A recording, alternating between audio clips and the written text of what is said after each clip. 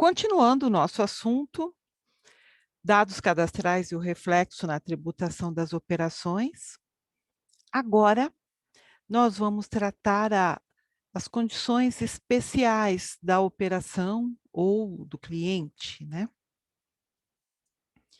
Esse tópico é bem simples. Eu posso ter operações com tratamento diferenciado. Nós podemos ter regiões com incentivos fiscais. Por exemplo, Zona Franca de Manaus é um exemplo.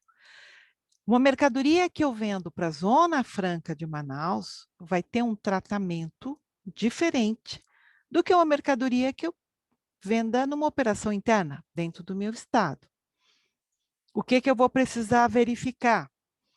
No caso da Zona Franca, qual é a destinação do material, se é para comercialização ou industrialização, para o caso do benefício do ICMS, se o meu cliente está devidamente registrado no órgão fiscalizador da região, se a inscrição dele está válida, né?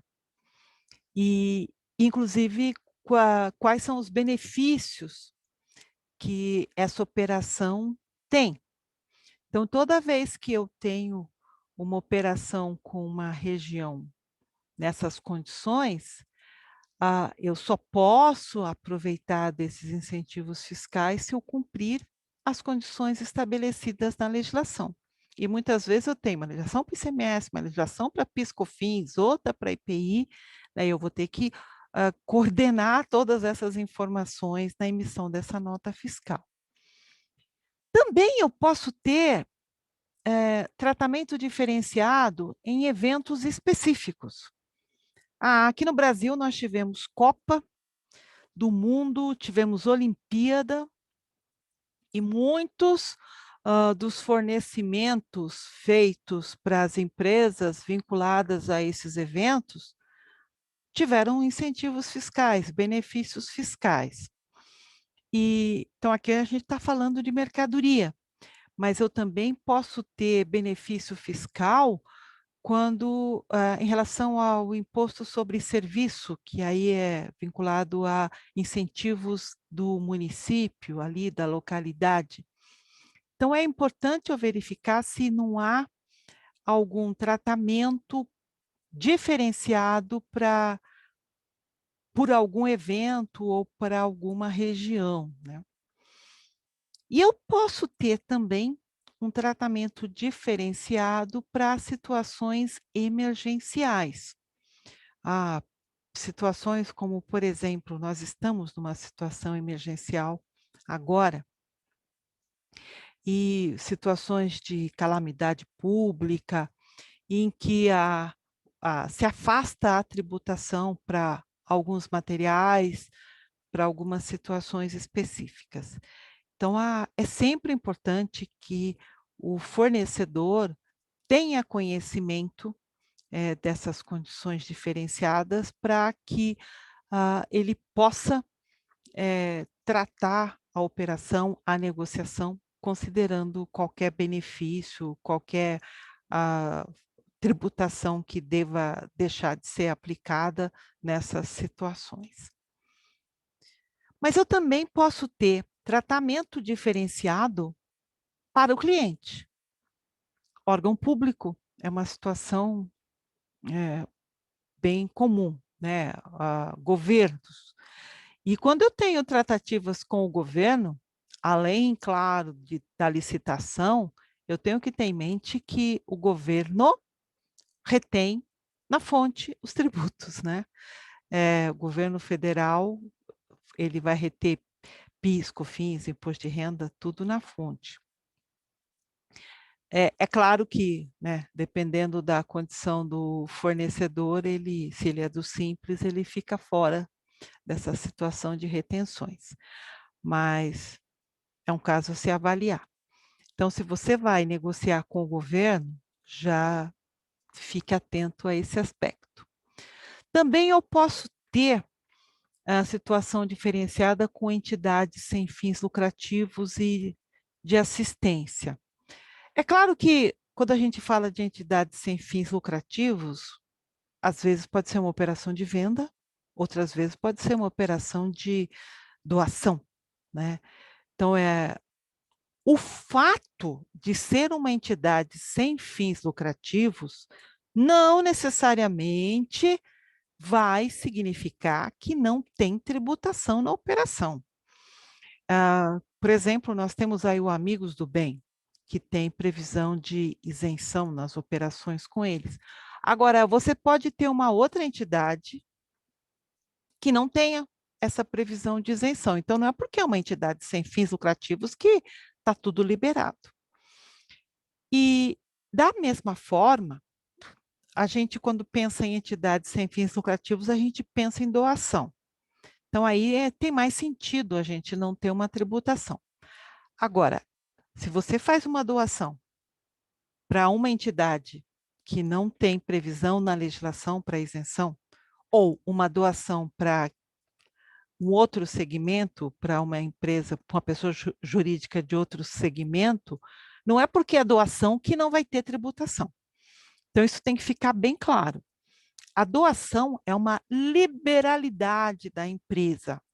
Ela pode doar o que ela quiser para quem ela quiser. Agora, isso não significa que ela pode deixar de recolher o tributo correspondente. Quando a gente fala em doação, provavelmente eu não vou ter PIS, COFINS, porque não é uma receita, mas a ICMS, IPI, a incidência é normal.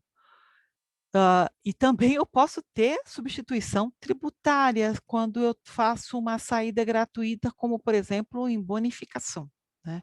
Então, o fato de eu não cobrar do meu cliente, não quer dizer que não há pagamento de impostos a fazer.